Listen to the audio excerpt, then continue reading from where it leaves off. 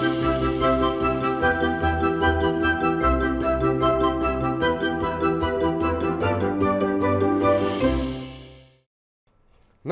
आभार, अभिनंदन, स्वागत आप सभी का। Hello money 9। मेरा सवाल है, मैं हूं विपुल सिंह और क्या दिन है, क्या ही दिन है। जिस तरीके से बाज़ार इस समय चल रहा है, 3 महीने का निचला स्तर जो है वो बाज़ार ने आज छूता हुआ निफ्टी दिखाई दिया है और ज़बरदस्त गिरावट देखने को मिल रही है। उम्मीद नहीं थी इस तरह के बाज़ार की। आज जिस तरीके से बाज़ार टूटा है, 24,315 पे खुलने के बाद वही ऑलमोस्ट हाई रहा 24,316, लेकिन उसके बाद से जो तेज़ गिरावट देखने को मिली 23,816, ये आज का इंट्राडे हाई है और अभी 23,886 पर ट्रेड करता हुआ। एडवांस डिक्लाइन रेशियो भी पूरी तरीके से बियर्स के पक्ष में है। 2223 शेयर ऐसे हैं जो कि गिर के कामकाज कर रहे हैं, वहीं 498 शेयरों में महज जो है वो बढ़त देखने को मिल रही है। और जो भी अक्टूबर की बढ़त थी वो हमने खो दी। इसके अलावा 3 महीनों के अब निचले स्तर पे बाज़ार इस समय ट्रेड कर रहा है। क्या यहाँ से और ज़्यादा टूटेगा बाज़ार और कितनी गिरावट है निफ्टी में बाकी, और यहाँ से बॉटम कहाँ बनता हुआ दिखाई देगा? अब बड़ा सवाल यही, क्योंकि बहुत ज़्यादा लोग, बहुत ज़्यादा हमारे जो निवेशक हैं, हमारे जो दर्शक हैं, वो काफ़ी नुकसान में आते हुए दिखाई दे रहे हैं। अब इसी पर बातचीत करेंगे कि क्या करना चाहिए अब और कितना लॉस बर्दाश्त किया जाए, या फिर लॉस को बुक कर लें एक बार।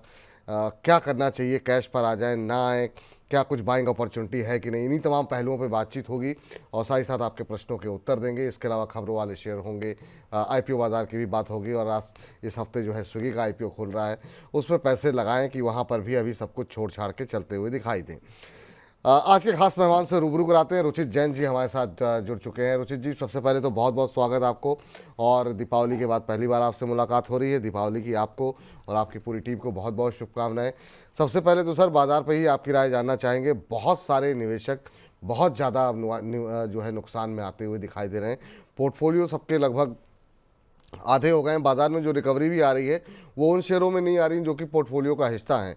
उनमें पीएसयूज शामिल हैं, उसमें डिफेंस के शेयर शामिल हैं, उसमें बैंकिंग शामिल हैं। ये सभी जो है दबाव में कामकाज कर रहे हैं। आप क्या अपने क्लाइंट्स को सलाह दे रहे हैं इस समय, और इस गिरावट में क्या स्ट्रेटजी होनी चाहिए? नमस्ते विपुल जी, बहुत बहुत धन्यवाद। सबसे पहले तो आपको, आपकी टीम को और सभी दर्शकों को नए वर्ष की काफ़ी हार्दिक शुभकामनाएं। डेफिनेटली गया 1 डेढ़ साल हमने जो मार्केट में एक अपमूव देखा है, अक्टूबर महीने के पहले तक नो कहीं पे भी करेक्शन, मंदी जैसे वर्ड्स का इस्तेमाल ही नहीं होता था उनके शब्दों का। बट लेकिन अक्टूबर में हमने देखा कि मार्केट ने एक फाइनली एक वो करेक्टिव फेज जो हम तेजी में भी जनरली देखते हैं, वो करेक्शन आया।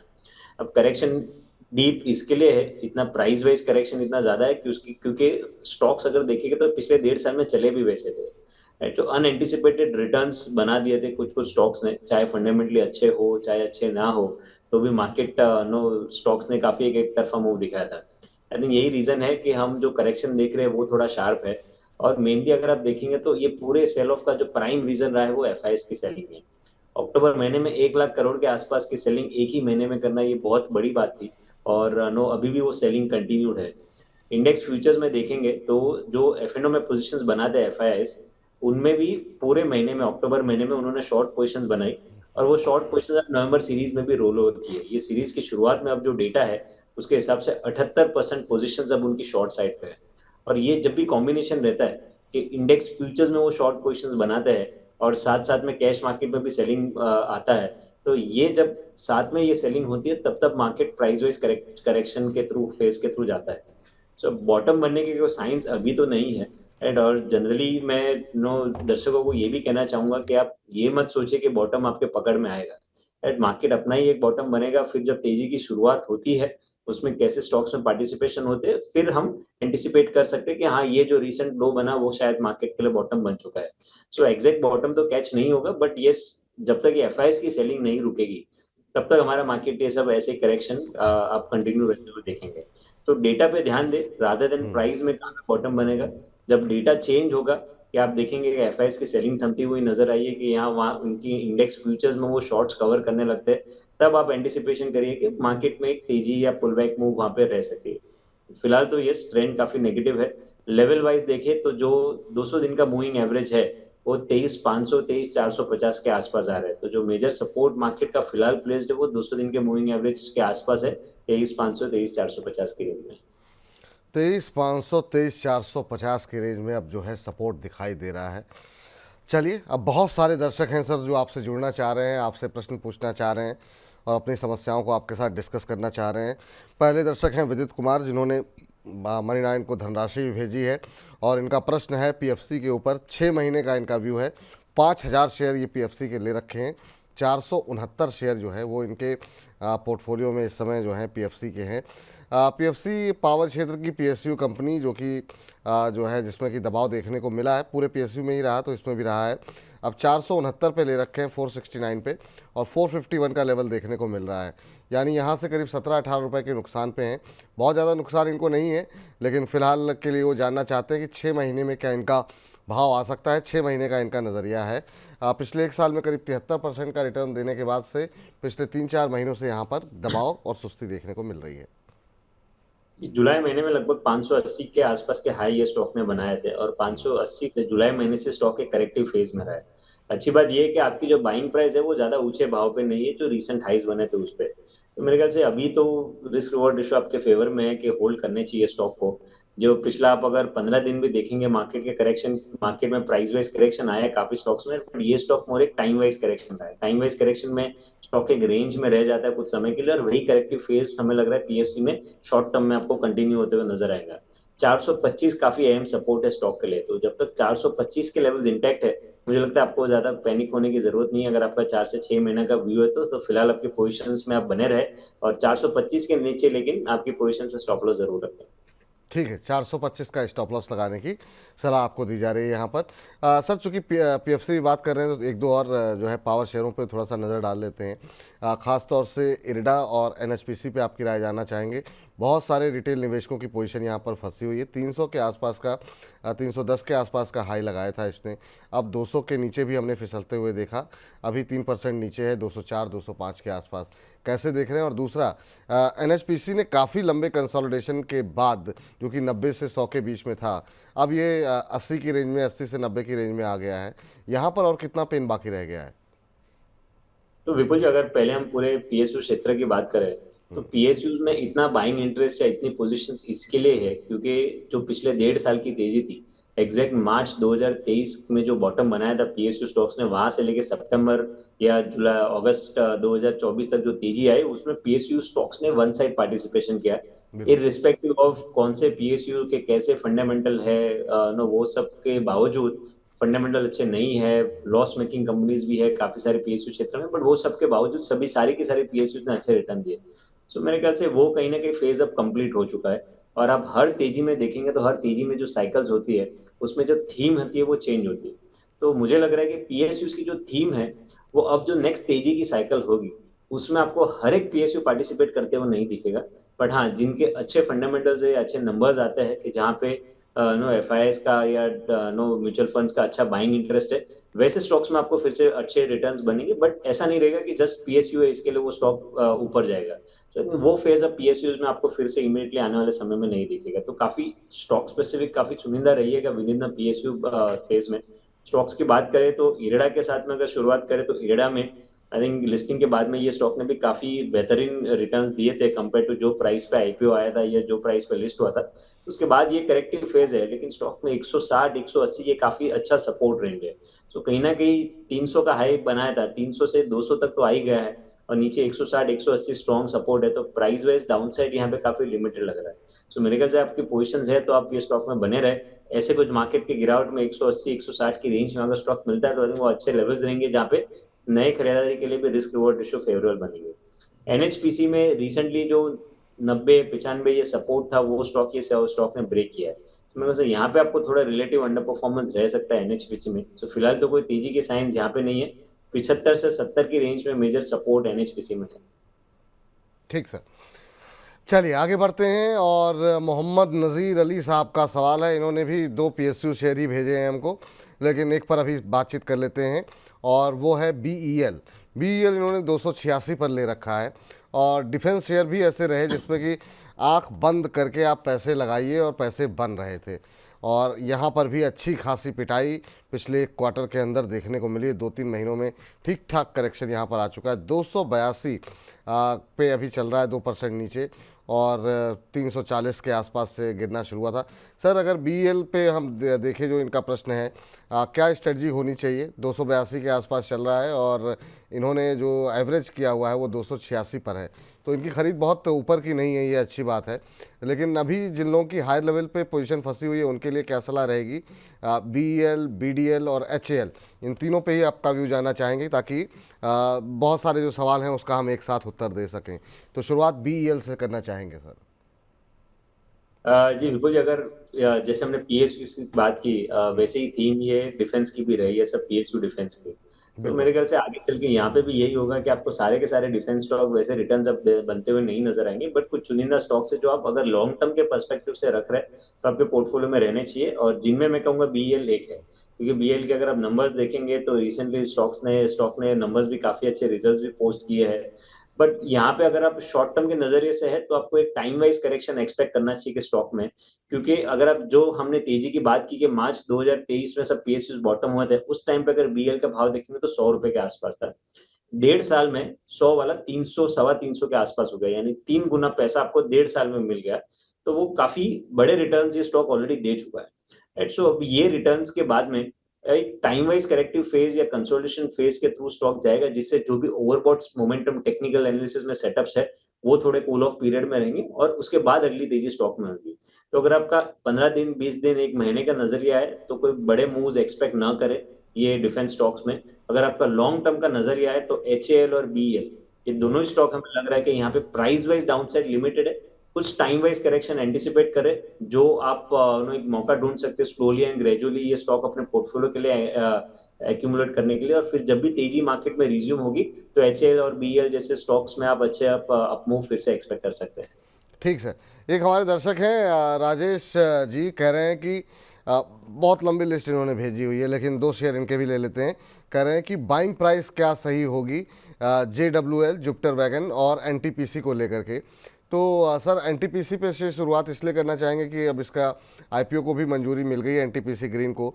बहुत फंडामेंटल एनालिस्ट का मानना है कि जो लोग IPO बाज़ार में निवेशित रहना चाहते हैं, अगर वो NTPC के शेयर लेते हैं तो उनको एक जो है शेयर होल्डिंग में का जो हिस्सा होता है उसमें उसके ज़रिए वो NTPC ग्रीन के IPO में अप्लाई कर सकते हैं। NTPC पर फंडामेंटली बहुत लोग पॉजिटिव भी हैं, लेकिन चार्ट्स क्या कुछ कह रहे हैं ये आपसे जानना चाहेंगे। अभी आज 3% नीचे है, 399 के आसपास ट्रेड करता हुआ। क्या सलाह रहेगी उन लोगों के लिए जो लोग खरीदारी करना चाह रहे हैं और वो लोग जो कि फंसे हुए हैं NTPC पे? तो आई थिंक लॉन्ग टर्म का नजरिया है तो स्टॉक काफी अच्छा है। यहाँ पे भी अगर आप शॉर्ट टर्म के करेक्शन के बाद में फिर से आने वाले समय में अच्छे रिटर्न्स एक्सपेक्ट कर सकते हैं। जी। फ्रेश बाइंग करनी है तो बाय एंड डिप्स की रणनीति रखने की सलाह रहेगी। जो सपोर्ट स्टॉक में आ रहा है वो 370 से के आसपास आ रहा है, 370 375 के रेंज में। तो ये आने वाले दिनों में अगर ये रेंज आती है 375 370, तो वहां पे रिस्क रिवॉर्ड रेशियो फेवरेबल बनेंगे फ्रेश बाइंग एनटीपीसी में करने के लिए। ठीक सर। और साथ ही JWL के ऊपर भी फ्रेश बाइंग की सवाल वो जानना चाह रहे हैं। जुपिटर वैगन रेलवे से जुड़ी हुई कंपनी है और ये जानना चाह रहे हैं क्या यहाँ पर फ्रेश बाइंग के लिए कौन सा लेवल सही रहेगा? अभी 512 पे आ चुका है।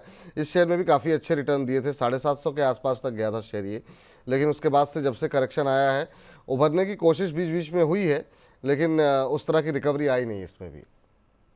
जी बिल्कुल, 750 के हाई से स्टॉक ऑलमोस्ट 450 के रीसेंट लोज बनाया है, तो वहां पे एक प्राइस वाइज करेक्शन स्टॉक में हो चुका है।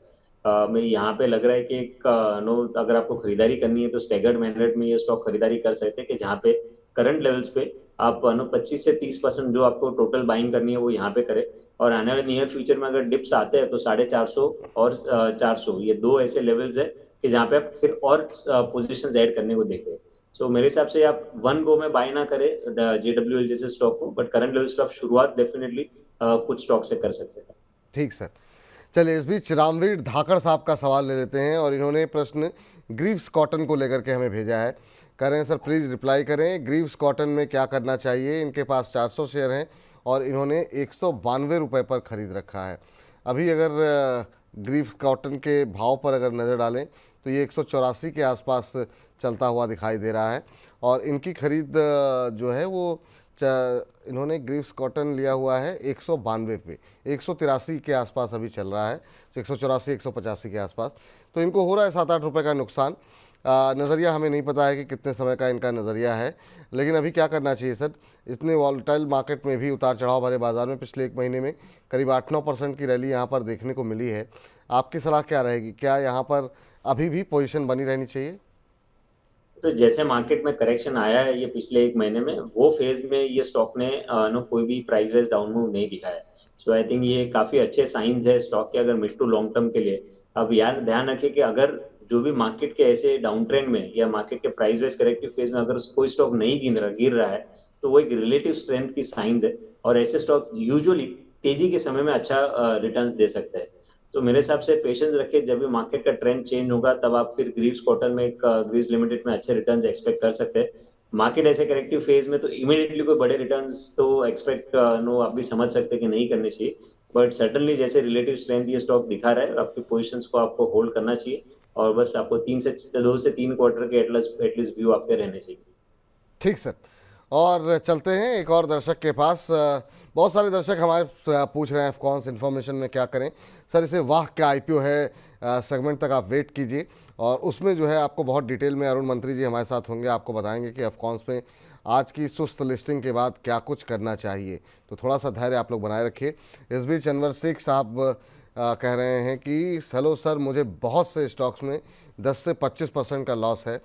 बात आपकी सही है अनवर शेख साहब, बहुत लोग सारे लोगों को ये लॉस हो रहा है, बहुत लोगों को 25% से ज़्यादा का लॉस हो रहा है। अब इन्होंने बहुत सारे शेयरों की लिस्ट भेजी है जिसमें एनएचपीसी है, उस पर आपको उत्तर मिल चुका होगा। मझगांव और टाटा मोटर्स पे आपका सवाल ले लेते हैं। हालांकि इनका ये एक अच्छा नज़रिया है कि कह रहे हैं कि मेरा व्यू जो है 5 से 6 साल का है, तो कह रहे हैं क्या मुझे लॉस बुक करना चाहिए या अभी एवरेज करना चाहिए। हालांकि ये 2 कंपनियों का, आपने बहुत सारी जो कंपनियों में से इन 2 कंपनियों पर इस पर हम बातचीत करने जा रहे हैं, मझगांव और टाटा मोटर्स, दोनों पर ही फंडामेंटल एनालिस्ट बहुत ज़्यादा बेरिश नहीं है, बहुत ज़्यादा नेगेटिव नहीं है। फंडामेंटली ये दोनों कंपनियां अच्छी हैं और आपका नज़रिया जो है वो दोनों पर ही लंबी अवधि का है। तो आपको बने रहना चाहिए। लेकिन चार्ट्स क्या कह रहे हैं और बाकी रुचित जी क्या कह रहे हैं, उसके लिए सीधे उनके पास चलते हैं। सर, नुकसान में है, 20 से 25% का कह रहे हैं लॉस हो रहा है। मझगांव डॉक अभी 4026 पे आता हुआ 2% आज नीचे है। क्या करें सर? मझगांव में बहुत लोगों की पोजीशन 51-52 के आसपास भी बहुत लोग फंसे हुए हैं। अभी क्या स्थिति है ऐसी? ऐसे लोग जो 2-3 साल रुक सकते हैं, उनके लिए क्या बने रहना चाहिए या एक बार के लिए लॉस बुक कर लेना चाहिए? आप क्या सजेस्ट कर रहे हैं? मेरे हिसाब से बने रहना चाहिए। ये भी ऐसे ही स्टॉक्स रहे, मजगांव डॉक, नो जीआरएसी के, इन्होंने लास्ट 1-1.5 साल में काफी बड़े रिटर्न्स बना चुके हैं। सो एक्सपेक्ट नहीं करनी चाहिए कि ऐसे रिटर्न्स लगातार बनते ही रहेंगे और कभी स्टॉक करेक्शन में नहीं जाएंगे। सो यही करेक्टिव फेज स्टॉक में चल रहा है। पर अच्छी बात है कि आपका जो नजरिया है वो 4 से 5 साल 5 सालों का है, जिसमें अगर ओवरऑल मार्केट का देखे तो आने वाले 4-5 साल में काफी बुलिश नो मार्केट पे व्यू है। सो मेरे हिसाब से बने रहे स्टॉक को, बट ज्यादा ओवर एक्सपोजर न रखे एक ही स्टॉक में। अगर आपका जो आपके पोर्टफोलियो के परसेंटेज है वो अगर ज्यादा है कोई एक ही स्टॉक में, तो वो आप थोड़ा रिड्यूस कर सकते हैं, बट बाकी कंप्लीट एग्जिट करने की जरूरत नहीं है मजगांव डॉक से। टाटा मोटर्स में भी आपके ऐसे लॉन्ग टर्म नजरिए तो बने रहे। ये स्टॉक भी एक अच्छे करेक्शन पिछले कुछ समय में दिखाया है। थोड़ा और करेक्शन नियर टर्म में एक्सटेंड हो सकता है। 780 के आसपास टेक्निकली पहला सपोर्ट आ रहा है, और major long term support stock में 700 से 680 की रेंज में है। Right, so buy and dips की स्ट्रेटेजी आप कर सकते हैं इनकेस जो एक्सट्रीम एंड अगर आता है 780 600 सॉरी 700 से 680, अगर वहां तक आ जाता है ये स्टॉक के करेक्शन में, तो वो बहुत ही बेहतर लेवल्स रहेंगे ये स्टॉक में फ्रेश बाइंग के लिए। तो ऐसे कुछ डिप्स आते हैं तो वहां पे आप और एवरेजिंग करने के लिए लॉन्ग टर्म के पर्सपेक्टिव से देख सकते हैं। बट आपकी एग्जिस्टिंग पोजिशन है वहां पे, क्योंकि आपका नजरिया अच्छा है जी। तो लंबे समय का है, तो मेरी सलाह रहेगी बने रहे। हमारे साथ एक और खास मेहमान हैं, उनसे जरा रूबरू कराते हैं और रुचित जी को धन्यवाद करते हैं। निखिलेश पावस्कर जी हमारे साथ अब जुड़ चुके हैं अगली चर्चा को आगे बढ़ाने के लिए इस कार्यक्रम की, और उसके बाद 2 बजे के आसपास अरुण मंत्री जी हमारे साथ जुड़ेंगे जो कि आईपीओ बाजार पर चर्चा करेंगे। तो रुचित जी, आज के इस कार्यक्रम में बहुत सारे दर्शकों के प्रश्नों के उत्तर दिए, आपने बहुत बहुत शुक्रिया। लेकिन जाने से पहले कुछ ऐसे शेयर जो इस गिरते बाजार में आपको ऐसे लग रहे हो कि एक्यूमुलेट किए जा सकते हों, कुछ हैं ऐसे शेयर, या फिर अभी आप कहेंगे कि अभी मार्केट में ऐसी स्थिति नहीं है कि कुछ खरीदा जाए, बस दूर से ही देखते रहिए इस गिरावट को? जी, डेटा तो यही कर रहा है कि दूर से ही देखते रहिए, और अगर आप शॉर्ट टर्म ट्रेडर है तो जब तक डेटा चेंज नहीं होता है तब तक आपको मार्केट से फिलहाल दूर रहना चाहिए। बट यस, अगर आप लॉन्ग टर्म के निवेशक है तो ऐसे करेक्शंस ही बाजार में जब आते हैं तब मौके बनते हैं कि आप स्टॉक में खरीदारी करके आपके पोर्टफोलियो बनाए। So from a portfolio perspective मेरे ख्याल से स्टेट बैंक ऑफ इंडिया और लार्सन एंड टुब्रो, ये दो स्टॉक्स है जहाँ पे अगर करंट लेवल से आप चाहे तो एक्यूमुलेशन की शुरुआत कर सकते हैं।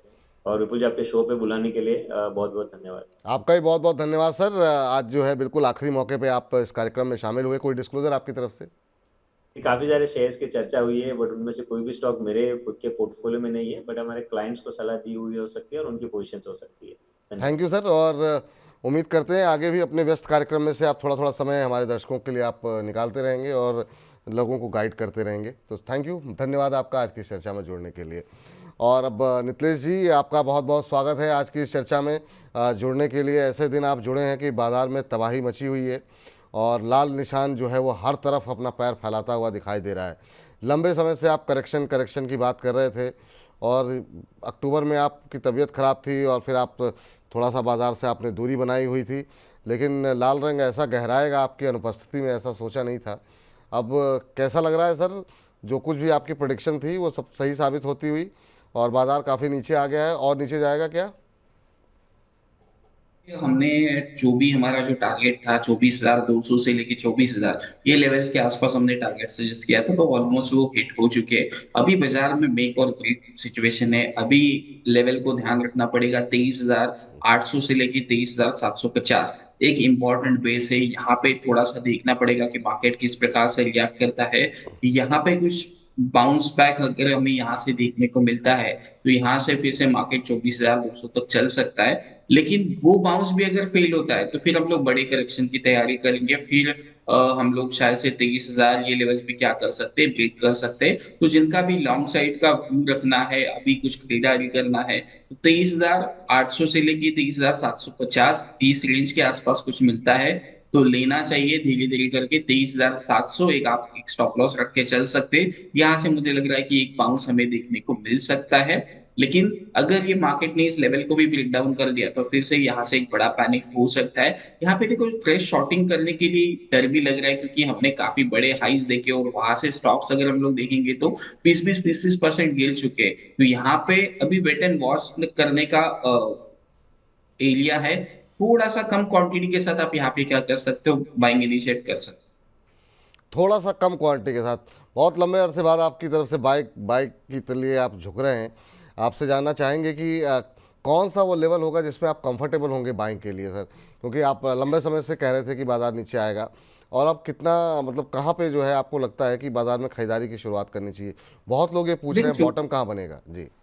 देखो बॉटम को प्रिडिक्ट ना करें, क्योंकि बॉटम प्रिडिक्ट करने में प्रॉब्लम क्या होता है कि मार्केट और गिरना चालू कर देता है। जब भी हमें लगता है कि और कितना बढ़ेगा तो फिर मार्केट वहीं से एक अप ट्रेंड दिखाता है, और बॉटम जब हम लोग पकड़ने की कोशिश करते हैं तो वहीं से और 20% गिर सकता है। तो लेवल बेस्ड काम करेंगे 24,800 के आसपास, 24,820 के आसपास से स्टार्टिंग करेंगे।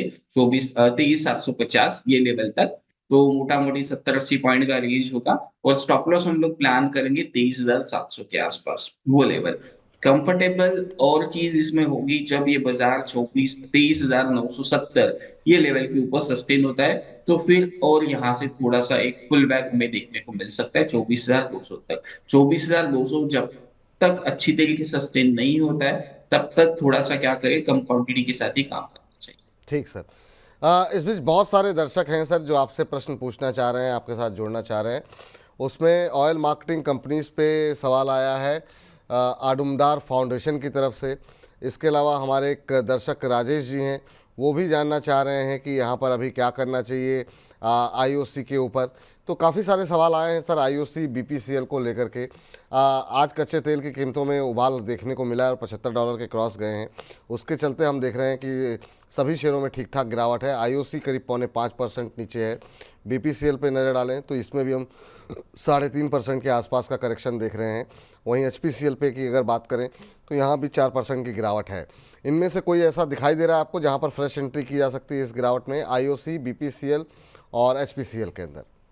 देखो काफी समय पहले मैंने एक लेवल्स दिया था पीपीसीएल के लिए। अगर ये रेंज में आता है 270 से लेके 250, तो ये लेवल उसके लिए क्या हो सकता है, एक बाइंग वाला एरिया हम लोग क्या कर सकते हैं, कंसिडर कर सकते हैं। जहां से उसने एक फ्रेश रैली स्टार्ट की थी एग्जैक्टली अगर हम लोग देखेंगे तो 0.5 का एरिया और साथ साथ मार्केट ने एक छोटा सा गैप छोड़ा है 255 के आसपास। तो 270 से लेके 250 ये रेंज क्या होगा, एक्यूमुलेशन का रेंज होगा बीपीसीएल में। 230 एक स्टॉप लॉस जरूर मेंटेन करें, लेकिन मुझे लग रहा है कि यहाँ पे आता है तो एक बेस्ट बाय होगा। और दूसरा होगा आईओसी। आईओसी में अगर हम लोग देखेंगे तो 135 136 के आसपास अभी ट्रेड कर रहा है, तो यहाँ से थोड़ा सा और करेक्टिव मूवमेंट हमें देखने को मिलता है 120 के आसपास। तो वो एक बढ़िया रेंज होगा इसके लिए, बाइंग के लिए, क्योंकि इसने काफी बड़ा वाला कंसोलिडेशन जो था फरवरी से लेके अगर हम लोग देखेंगे अक्टूबर, मतलब ऑलमोस्ट 6 महीने का जो कंसोलिडेशन फेज था, उसको मार्केट ने क्या किया, फ्रेश ब्रेकडाउन किया और साथ साथ फॉलो सेलिंग भी हमें इसमें देखने को मिल गई। तो यहाँ पे क्या करें, नीचे अगर मिलता है 120 के आसपास तो वहां पे लेने की कोशिश करें। अभी कुछ ना करें, जो गिर रहा है उसको गिरने दीजिए, बार बार अपने पोर्टफोलियो को ना देखें, क्योंकि पेन और आपको थोड़ा सा देखने को मिल सकता है। हम्म। तो आप राजेश जाट जी और भी तमाम लोग जो जिन्होंने ओएमसीज पे सवाल पूछे हैं, उम्मीद करते हैं उत्तर मिल गया होगा। खास तौर से आईओसी को लेकर के जो सवाल आया था उसमें 120 के आसपास एवरेज करने की सोचे। अभी जो है एवरेज करने की सलाह यहाँ पर नहीं दी जा रही है आप लोगों को, ये फिलहाल राय निकल करके आती हुई। एक हमारे दर्शक हैं, बहुत देर से आरवीएनएल पे जानना चाह रहे हैं, उनका प्रश्न मुझसे मिस हो गया, लेकिन मैं कोशिश करता हूं कि अगर उनका प्रश्न यहाँ पर मुझे मिल जाए कि किस भाव पे उन्होंने खरीदे हुए हैं आरवीएनएल। रेलवे पे सर अब क्या करें, बहुत लोग दिन से हम लोग लगातार जो है पीएसयू पे बातचीत कर रहे हैं, आपने भी देखा होगा, और बहुत लोगों के सवाल लगातार आ रहे हैं। रेलवे पे अभी क्या स्थिति दिखाई दे रही है? अगर आज देखें तो आज दबाव देखने को मिल रहा है। आरवीएनएल अब 4.5% नीचे इस समय कामकाज करता हुआ। आईआरएफसी में भी हम देख रहे हैं 3-3.25% नीचे, इरकॉन 4% नीचे है। आरवीएनएल से शुरुआत करना चाहेंगे सर, और कितना पेन बाकी रह रहा है, और उसके बाद से अगर एक दो और पीएसयू रेलवे पीएसयू पे आपकी अगर बातचीत हो पाए तो। देखो, डिस्क्लोजर देना चाहूंगा, आरबीएनएल में मैंने एक बाय रिकमेंडेशन दिया था 420 के आसपास, 480 के टारगेट के लिए, और एग्जैक्टली स्टॉक ने उसी एरिया के आसपास हाई बनाया, और वहां पे हमने 60% क्वांटिटी को बुक किया, और बाकी की जो क्वांटिटी है 420, ये स्टॉप लॉस के साथ क्या किया, अभी उसको ट्रेल किया है, क्योंकि ऑलरेडी हमने उसमें प्रॉफिट बुक किया है। तो 420 एक मेक और ब्रेक लेवल है, वो आपका क्या होगा, स्टॉप लॉस होगा। नेक्स्ट लेवल अगर यहाँ पे अगर 420 को ब्रेक डाउन कर देता है, तो फिर इसमें थोड़ा सा पैनिक बढ़ सकता है, ये 360 तक भी फिसल सकता है। तो 360 से लेके 340 ये रेंज अगर मिलता है, जिस कारण से बाजार में और गिरावट हमें देखने को मिलती है, तो वो लेवल क्या हो सकता है, फिर से एक फ्रेश बाइंग का हो सकता है। तो अभी जिनकी पोजीशन है वो 420 का एक स्टॉप लॉस जरूर मेंटेन करे। जी, आईआरएफसी और इरकॉन पे भी कोई टिप्पणी करना चाहेंगे सर? यहाँ पर क्या करना चाहिए? आपके जो क्लाइंट्स हैं, आपके जो बाकी जो क्लाइंट्स हैं, उनके पास रेलवे में अभी पोजीशन बची हुई है या सबको एग्जिट नहीं करा नहीं, दिया? सिर्फ आरबीएनएल में ही पोजीशंस बची हुई है, और दूसरा कुछ पोजीशंस नहीं है। हम्म। देखो, आई जी। आईआरएफसी में अगर हम लोग देखेंगे तो थोड़ा सा एक लास्ट समय पहले मैंने शो किया था, तब मैंने चीज कही थी कि 200 का भाव इसका लेने का नहीं, 130 140 ये भाव उसका लेने का है, और स्टॉक ने ऑलमोस्ट उसी जगह पे क्या बनाया, लो बना के 160 का हाई बनाया। तो अभी के लिए अगर ये स्टॉक में थोड़ा सा पॉज हमें देखने को मिलता है 140 से लेके 150 इस रेंज में, और उसके बाद अगर ये स्टॉक 158 ये लेवल को क्रॉस कर देता है, मैं फिर से रिपीट करता हूँ, 140 150 इस रेंज में कंसोलिडेशन के बाद अगर ये ब्रेकआउट दे देता है, तो फिर इसमें क्या होगा, नया अपसाइड मोमेंटम स्टार्ट होगा। जिनका भी अभी पोजीशन है वो स्ट्रिक्टली स्टॉप लॉस मेंटेन करे 135 रुपीज का। 135 ब्रेक होने के बाद इससे पोजीशंस को क्या करे, एग्जिट करे। अभी के लिए पोजीशंस को होल्ड करे। अभी के लिए पोजीशन को होल्ड करने की सलाह यहाँ पर निकल के आ रही है। सुषमा जी हमारे साथ जुड़ी हुई हैं बातचीत करने के लिए। सुषमा जी को नमस्कार। सुषमा जी नमस्ते। चलिए हेलो। जी नमस्ते सुषमा जी, कैसी हैं आप, कहाँ से बोल रही हैं? नमस्कार सर, मैं ग्वालियर से बोल रही हूँ सर। ग्वालियर मध्य प्रदेश से बोल रहे हैं, चलिए बहुत अच्छी बात है मैम। यस। पहले तो अभी दीपावली गई है, दीपावली की बहुत बहुत शुभकामनाएं आपको। आपको भी सर। कैसी रही दीपावली आपकी? बस ठीक है, शेयरों में डाउन जा रहा है तो कुछ समझ में नहीं आ रहा। शेयरों पे बात ही मत कीजिए मैम, इस समय तो सबकी हालत ख़राब है, सबके पोर्टफोलियो डाउन जा रहे हैं। बात आपकी बिल्कुल सही है। कहाँ पे आपके क्या सवाल है आपके, कहाँ पे आपको नुकसान हो रहा मेरा है? मारुति का शेयर लिया हुआ है मैंने, 20 शेयर लिए हुए हैं 11,800 में। 11,800 पे आपने लिए हुए हैं 20 शेयर, जी। और कितने समय तक होल्ड कर सकती है मारुति मैम? मैं होल्ड तो मैं कर सकती हूँ, लेकिन मार्केट का कुछ नहीं कह सकते कि कहाँ तक जा सकती है। मेरा खुद का पैसा है तो मैं होल्ड तो कर सकती हूँ। नहीं, दूसरों के पैसे लेकर के बाजार में पैसे लगाने भी नहीं चाहिए मैम। खुद के पैसे ही नहीं, लगाइए। मेरा है वो तो। जी जी जी, वही बिल्कुल, मतलब जो है वो तो करना भी नहीं चाहिए और किसी को नहीं करना चाहिए। तो खैर 11,800 पे आपके लिए लिए हुए हैं। और समस्या आपके इस मारुति के साथ ये है कि अभी सेंटिमेंट हो गया है पूरे सेक्टर का ऑटो का थोड़ा ख़राब, क्योंकि बजाज ऑटो के नतीजों के बाद और उसके बाद जो ऑटो के नंबर आए हैं वो भी बहुत इंकरेजिंग नहीं आए हैं। अक्टूबर की ज़रा बिक्री आप लोग दिखा रहे थे, ज़रा एक बार फिर से दिखा दीजिए कि किस तरीके के आंकड़े जो है अक्टूबर में मारुति के देखने को मिले हैं। अभी 10,952 का लेवल देखने को मिल रहा है। मारुति में हमने देखा कि 3-3.5% की बढ़त रही है अक्टूबर के अंदर, तो बहुत उत्साहजनक बढ़त यहाँ पर नहीं है। सर, आपकी सलाह क्या रहेगी मारुति को लेकर के? चार्ट्स पर कैसा लग रहा है? 11,800 की खरीद है, 10,900 का लेवल अभी देखने को मिल रहा है, तो नुकसान में ठीक ठाक हैं, अभी होल्ड करने की कोशिश कर सकती हैं। आपकी टिप्पणी क्या होगी मारुति पे? तो ये स्टॉक को मैंने लास्ट चुन के मैं एक बाइंग रिकमेंड किया था, लेकिन वो टारगेट हमने हिट किया था। ऑलमोस्ट 11,500 के आसपास का मैंने टारगेट दिया था, नेक्स्ट डे ही हिट हो चुका था। तो अभी के लिए आपको एक चीज ध्यान रखना पड़ेगा, 10,400 से लेके 10,300 ये उसके लिए मेक और ब्रेक लेवल है, क्योंकि जहां से उसने एक ब्रेकआउट दिया था, अगर हम लोग देखेंगे 2023 के आसपास, 2023 2024 का जो बड़ा कंसोलिडेशन था, उसी लेवल को क्या कर रहा है, अभी ये सपोर्ट लेने की कोशिश कर रहा है। तो 10,300 10,400 एक आपका क्या होना चाहिए, स्टॉप लॉस होना चाहिए। किस कारण से अगर मारुति में थोड़ा सा और वीकनेस हमें देखने को मिलता है कल के सेशन में, तो 10,500 से लेके 10,550 ये लेवल के आसपास मिलता है, तो थोड़ा सा क्वांटिटी ऐड करे और सब क्वांटिटी का जो स्टॉप लॉस है वो 10,350 300 ये लेवल के आसपास जरूर मेंटेन करना। 10,000 के नीचे अगर ये चलना चालू कर देता है तो थोड़ा सा पेन और बढ़ सकता है, फिर मार्केट में थोड़ा सा और लेवल क्या हो सकते हैं, खुल सकते हैं डाउन साइड। ठीक सर, तो ये राय फिलहाल मारुति पे निकल के आ रही है सुषमा जी। रंजीत कुमार जी का प्रश्न ले लेते हैं। और रंजीत जी कह रहे हैं, नमस्ते सर, सुजलॉन के 188 शेयर इनके पास हैं 80 रुपये 12 पैसे के भाव पर, और जोमेटो के भी 68 शेयर इन्होंने ले रखे हैं 258 रुपये के भाव पर।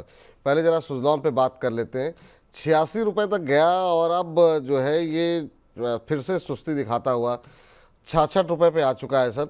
एक बार 70 के नीचे गया, दोबारा बाउंस बैक किया, फिर 75 के आसपास लगा कि अब होल्ड करेगा, लेकिन फिर से बाज़ार की स्थिति ऐसी रही कि ये टिक नहीं पाया और फिर से जो है 70 के नीचे 66 के आसपास क्या करना चाहिए? 14 रुपये का पर शेयर इनको नुकसान अभी यहाँ पर हो रहा है सुजलॉन में। देखो, लग रहा है कि स्टॉक में थोड़ा सा और पेन बाकी है। ये स्टॉक 52 51 ये एरिया तक आ सकता है, तो वो एक बेस्ट बाय रह सकता है, क्योंकि वीकली चार्ट के ऊपर अगर हम लोग देखेंगे तो एक डबल टॉप का फॉर्मेशन है और वहां से स्टॉक गिर रहा है। अगर हम लोग यहाँ पे लास्ट वीक का अगर हम लोग देखेंगे, जो वीक अक्टूबर 2007 से बना था और एग्जैक्टली उस लो के आसपास अभी ट्रेड कर रहा है लास्ट 4-5 वीक से, उसी जगह पे ट्रेड कर रहा है 66 से लेके 65।